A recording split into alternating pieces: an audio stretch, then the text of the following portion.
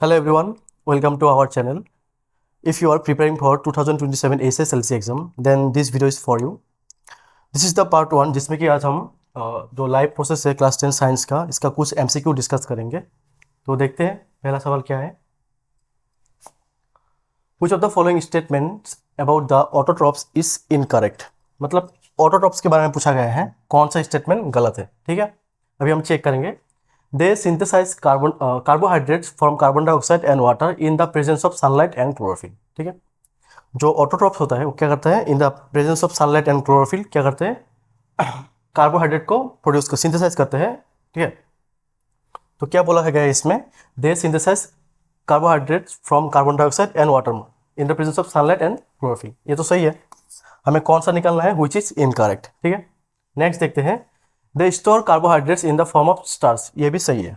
जो ऑटोट्रॉप्स होते हैं वो क्या करते हैं, कार्बोहाइड्रेट को स्टोर करते हैं। ठीक है, in the form of starch, तो ये स्टेटमेंट भी गलत सही है। ठीक है, नेक्स्ट देखते हैं ऑप्शन नंबर सी क्या है। They convert carbon dioxide and water into carbohydrates. Autotrophs क्या करते हैं, कार्बन डाइऑक्साइड एंड वाटर को कन्वर्ट करते हैं in the form of carbohydrates. ठीक है, in the absence of sunlight, ये तो गलत है ना। फोटोसिंथेसिस होने के लिए क्या चाहिए, सनलाइट चाहिए, लेकिन इसमें क्या बोला गया है, in the absence of sunlight, मतलब ये स्टेटमेंट गलत है। लेकिन इस सवाल के लिए ये स्टेटमेंट क्या है, सही है। ठीक है, next. Emulsification of fat molecule is carried out by.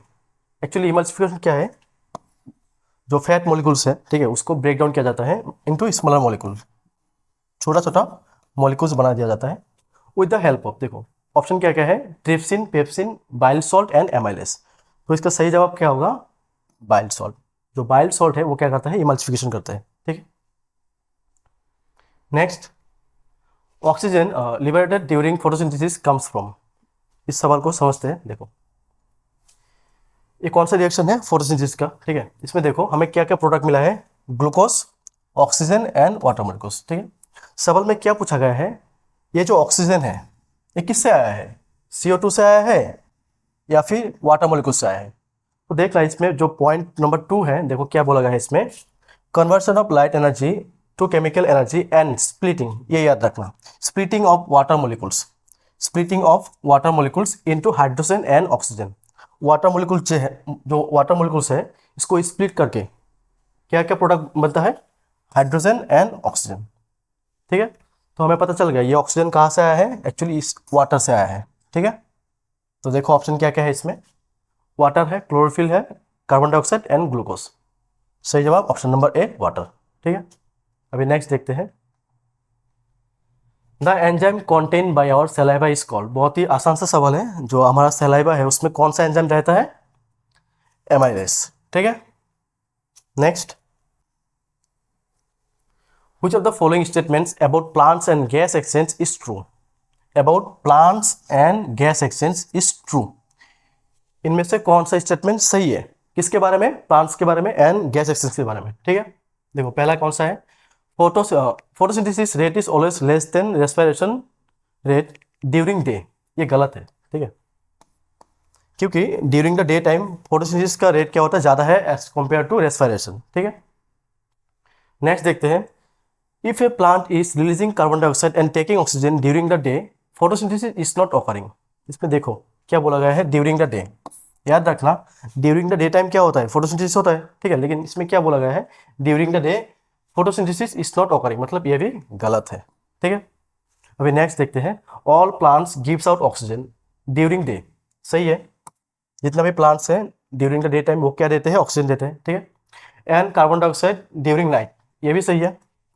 रात को हमें क्या मिलता है, प्लांट से CO2 मिलता है। Because photosynthesis only occurs during day, ये भी सही है। फोटोसिंथेसिस ओनली डे टाइम में ही होता है, क्योंकि डे टाइम में सनलाइट मिलता है।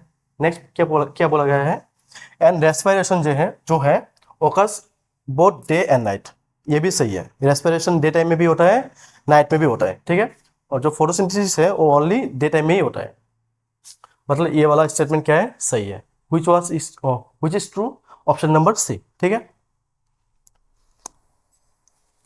Sphygmomanometer is an instrument which is used to measure. Sphygmomanometer क्या है, एक इंस्ट्रूमेंट है, इसके मदद से हम क्या मेजर करते हैं। ऑप्शन देखो क्या क्या है, blood pressure, O2 level, oxygen level in the blood, blood sugar level, level of urea in the blood. इसका जवाब तुम लोग कमेंट में दे देना, ठीक है। बहुत ही आसान सा सवाल है ये। नेक्स्ट, नेम द फॉलोइंग, ठीक है। The cell organelle where photosynthesis occurs. हमें उस सेल ऑर्गेनेल का नाम लिखना है जिसमें फोटोसिंथेसिस होता है। तो याद रखना किसमें होता है, क्लोरोप्लास्ट, ठीक है। द क्लोरोप्लास्ट दो है। नेक्स्ट देखते हैं सवाल कौन सा है। The sales that surrounded A stomatal pore, वो कौन सा है, गार्ड सेल। याद रखना, the cell organelle where photosynthesis occurs क्या होगा, क्लोरोप्लास्ट में होता है, ठीक है। The cell that surrounds A stomatal pore, उसको क्या बोला जाता है, गार्ड सेल, ठीक है। तो ऑप्शन नंबर बी इसका सही जवाब होगा। नेक्स्ट देखते हैं कौन सा है। The energy currency for most of the cellular processes is ATP, ठीक है। सेलुलर प्रोसेस होने के लिए जो एनर्जी करेंसी चाहिए, एनर्जी चाहिए, वो हमें किससे मिलता है, एटीपी से मिलता है, ठीक है। नेक्स्ट देखते हैं, choose the event that does not occur in photosynthesis. इनमें से कौन सा फोटोसिंथेसिस में नहीं होता है, ठीक है। देखो ऑप्शन ए क्या है, absorption of light energy by chlorophyll, ये होता है, ठीक है। पहले देख लेते हैं थोड़ा, ठीक है। देखो, absorption of light energy by chlorophyll, ठीक है। Next, conversion of light energy to chemical energy, ठीक है। Splitting of water molecules into hydrogen and oxygen. Next last कौन सा है, reduction of carbon dioxide to carbohydrate, ठीक है। अभी देखो कौन सा नहीं होता है इसमें, reduction of carbon dioxide to carbohydrate, ये भी होता है, ठीक है। Oxidation of carbon to carbon dioxide, ये नहीं होता है, ठीक है। Conversion of light energy into chemical energy, ये भी सही है। तो इसका सही जवाब कौन सा होगा, option number C, oxidation of carbon to carbon dioxide, ठीक है। नेक्स्ट देखो, choose the forms in which most plants absorb nitrogen. जो प्लांट्स है वो किस फॉर्म में नाइट्रोजन को ऑब्जॉर्ब करता है। ऑप्शन क्या क्या है, protein, nitrate and nitrites, urea, atmospheric nitrogen. तो इसका सही जवाब कौन सा होगा, नाइट्रेट्स एंड नाइट्राइट्स और यूरिया। मतलब ऑप्शन नंबर कौन सा होगा, ऑप्शन नंबर बी, ठीक है। Nitrites and nitrates plus urea, ठीक है, याद रखना। नेक्स्ट कौन सा है, leaves of a healthy potted plant where coated with Vaseline. एक प्लांट से, हेल्दी प्लांट से, जिसका लीव्स को हमने क्या कर दिया, वेसलिन से कोटेड कर दिया, ठीक है। Will this plant remain healthy for a long time. क्या ये प्लांट मतलब लॉन्ग टाइम तक जीवित रहेगा, गिव रीजन। पता है हमें कि ये जीवित नहीं रहेगा, इसका रीजन देखते हैं, ठीक है। ऑप्शन नंबर क्या है, yes because it will get enough oxygen for respiration. ये तो गलत है, नहीं होगा, ये जीवित नहीं रहेगा, ठीक है। Next, no because it will not gate carbon dioxide for photosynthesis, ये सही है। देखो ये प्लांट्स लॉन्ग टाइम तक जीवित नहीं रहेगा, क्यों नहीं रहेगा, क्योंकि उसको CO2 नहीं मिलेगा फोटोसिंथेसिस करने के लिए, ठीक है। नेक्स्ट देखते हैं कौन सा है, no because upward movement of water and minerals would be hampered due to lack of transpiration, ठीक है। अगर हमने क्या कर दिया, उस लिप्स को मतलब वेसलिन से कोटेड कर दिया, तो उसमें से वाटर नहीं निकल पाएगा, इसकी वजह से ट्रांसपायरेशन भी नहीं होगा, ठीक है। ये भी सही है, ठीक है। अभी ऑप्शन नंबर डी देखते हैं, ठीक है। No because it will not gate oxygen for respiration, सही है, ऑक्सीजन नहीं मिलेगा for respiration, and also carbon dioxide for photosynthesis, CO2 भी नहीं मिलेगा for photosynthesis, and transpiration will stop affecting water movement. और फिर क्या हो जाएगा, ट्रांसपायरेशन भी स्टॉप हो जाएगा। मतलब ऑप्शन नंबर जो डी है ना, बहुत ज़्यादा सुइटेबल है। तो इसका सही जवाब कौन सा होगा, ऑप्शन नंबर डी होगा, ठीक है। नेक्स्ट देखते हैं, नेक्स्ट क्या है, in which chamber of the heart deoxygenated blood is found. देखो जो हार्ट है ना, ह्यूमन हार्ट, उसमें चैम्बर कितना है, 4, left atrium, left ventricle, right atrium और राइट वेंट्रिकल।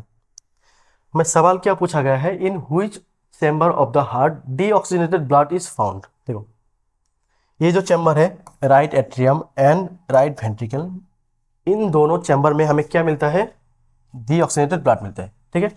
और जो लेफ्ट एट्रियम है, लेफ्ट वेंट्रिकल, इसमें ऑक्सीजनेटेड ब्लड रहता है, ठीक है। तो इसका सही जवाब कौन सा होगा, left atrium and right ventricle. देखो option number A, right atrium, ठीक है, राइट एट्रियम, एंड बी कौन सा है, राइट वेंट्रिकल। मतलब option number D, both A and B, ये सही होगा, ठीक है, right atrium and right ventricle, ये सही जवाब होगा। नेक्स्ट और तुम लोग का लास्ट सवाल, इन which of the following groups of a organism food materials is broken down outside the body and absorbed?